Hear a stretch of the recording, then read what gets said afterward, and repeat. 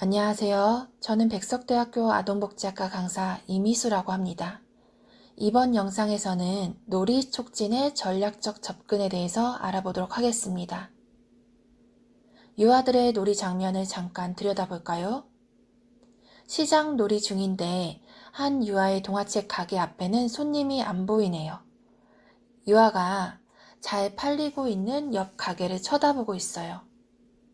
이러한 상황이 지속된다면 교사는 어떻게 접근할 수 있을까요? 다양한 방법이 있을 수 있는데 적절한 순간에 가장 알맞은 방법으로 개입하는 것이 좋겠죠. 그래서 이 시간에는 유아의 놀이를 촉진하기 위한 전략으로서 사용할 수 있는 개입 유형과 방법들에 대해 이야기해 보도록 하겠습니다. 놀이 개입 유형이라고 하면 흔히 비참여자, 관리자, 공동놀이자, 지도자, 교수자 등 다양한 유형을 알고 계실 텐데 크게 두 가지로만 나누어 본다면 내부 개입과 외부 개입으로 나눌 수 있고 이것은 교사가 실행할 수 있는 간단한 놀이지도 방법입니다. 외부 개입은 교사가 관찰자 혹은 청중의 자세를 유지하며 놀이에 대해 간단한 질문 또는 조언 등을 제공하는 것을 의미하고 내부 개입은 교사가 직접 놀이의 참여자로 들어가 역할을 맡거나 모델을 보여주는 등 말과 행동을 보이는 것을 말합니다. 여러 가지 다양하고 복잡한 유형을 간추려 이렇게 외부 개입과 내부 개입으로 나눠 이해한다면 놀이 촉진을 위한 접근이 좀 더 쉽게 느껴지실 것입니다. 그럼 언제 내부 개입 혹은 외부 개입을 해야 하는지 알아보도록 하겠습니다. 외부 개입은 유아가 성인에게 의존하는 경향이 있을 때, 문제 해결이나 놀이 결정에 있어서 거리를 유지할 필요가 있을 때, 교사의 질문이나 제안만으로 놀이의 유지나 확장이 가능할 때 사용하도록 합니다. 또한 내부 개입은 유아의 놀이가 정체되어 있는 경우, 놀이 상황을 어려워하는 경우, 유아가 새로운 놀이에 부담을 느껴 다른 활동으로 회피하려는 경우 사용하는 것이 바람직합니다. 예시를 한번 볼까요? 서두에 나왔던 사진입니다. 어린이집에서 매년 한 번쯤은 하는 시장놀이 모습이죠. 손님이 없어 혼자 가게를 보고 있는 유아에게 교사는 어떻게 접근할 수 있을까요? 의존하는 경향이 있는 유아라면 외부 개입을 선택합니다. 놀이에 들어가면 오히려 주도권이 교사에게 올 수 있기 때문이죠.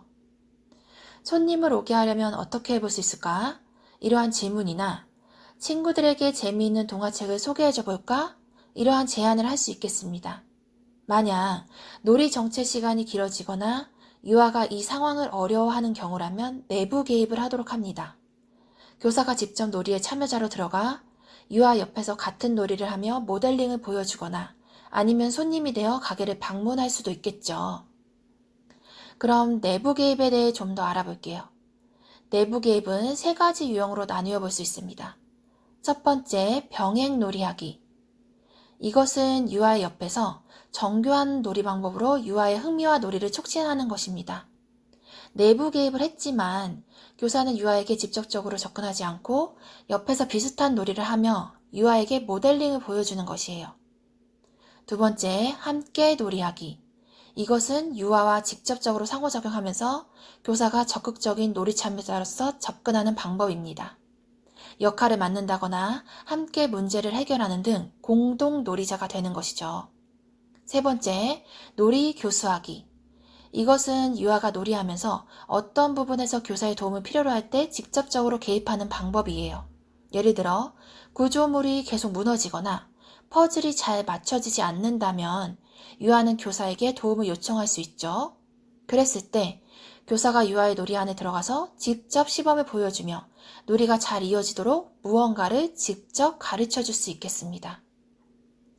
이렇게 놀이 개입 유형을 알아보았는데 중요하게 여겨야 될 점은 놀이 접근에도 순서가 있다는 것입니다. 대부분 놀이 촉진 단계보다는 놀이를 촉진하는 그 행위, 놀이 유형에 초점이 맞춰져 있는데 단계를 알고 순서대로 접근하는 것이 유아의 놀이를 계속 유아의 놀이로 지속시키는 방법이 될 수 있습니다. 앞에 화면을 보시면 그 순서는 놀이 관찰, 놀이 상황 개입, 놀이 지원 및 촉진, 놀이에서 나오기입니다. 충분한 관찰을 바탕으로 적절한 순간에 놀이가 유지되고 확장될 수 있도록 개입하고 놀이를 지원하거나 촉진한 후 놀이의 주체가 유아가 될 수 있도록 유도한 다음 적절한 시기에 놀이에서 빠져나와야 합니다. 앞에서 살펴본 바와 같이 어떤 유형으로 어떻게 지원하느냐도 중요한 문제지만 교사가 놀이에서 잘 나오는 것도 간과해서는 안 되는 중요한 사항으로 볼 수 있어요. 왜냐하면 놀이의 주체는 처음부터 끝까지 유아가 되어야 하니까요. 만약 교사가 놀이를 지원하고 다른 곳으로 이동했는데 그 놀이가 하고 있던 놀이가 해체되었다면 결과적으로는 놀이 촉진이 성공적이었다고는 볼 수 없습니다. 놀이에서 잘 빠져나온 것도 중요하다는 것을 염두에 두셔야 합니다. 개입 시기와 개입 유형들은 유아의 놀이에 따라 차이가 나겠지만 일반적으로 어느 정도 정해져 있는 전략들도 있어요. 이에 대해 구체적으로 알아보겠습니다.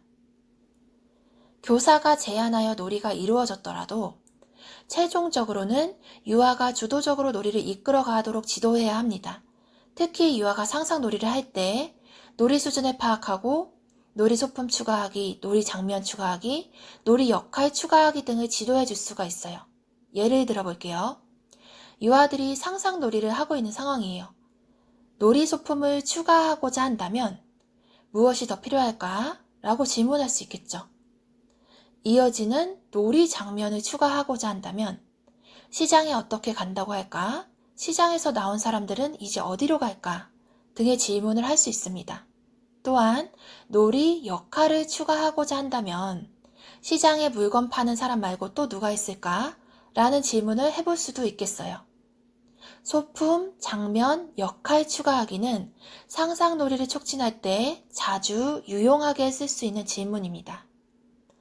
다음, 교사는 유아가 놀이할 때 주도적으로 원하는 놀이를 선택하고 시도할 수 있도록 지원해 줘야 됩니다.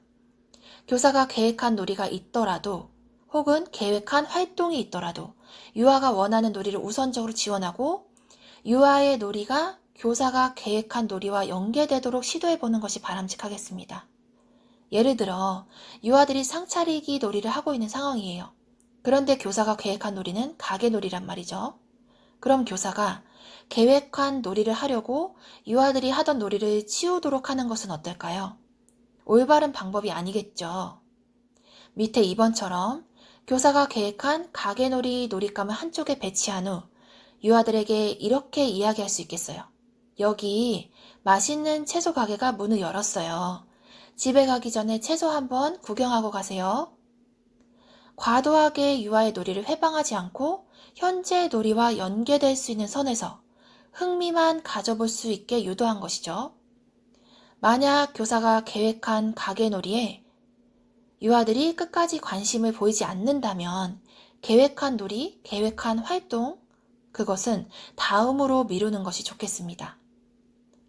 마지막으로 교사는 놀이에 참여하지 못하는 유아에게 스스로 선택과 시도를 해볼 수 있도록 놀이를 제안하여 참여할 수 있도록 배려해야 합니다. 여기 예시를 보면 교실을 배회하며 친구들의 놀이 모습만 보는 유아가 있을 때 라고 나와 있는데 놀이 시간에 흔히 나타나는 개입 상황이에요.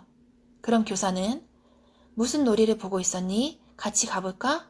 어떤 놀이를 하고 싶은지 선생님이랑 다니면서 살펴보자 라고 말하며 유아가 스스로 놀이에 참여할 수 있도록 계속 도울 수 있겠습니다. 자, 이렇게 놀이 촉진의 전략적 접근에 대해서 알아보았습니다. 예비 유아 교사를 준비하는 혹은 현장에 계신 선생님들께 많은 도움이 되셨길 바랍니다. 감사합니다.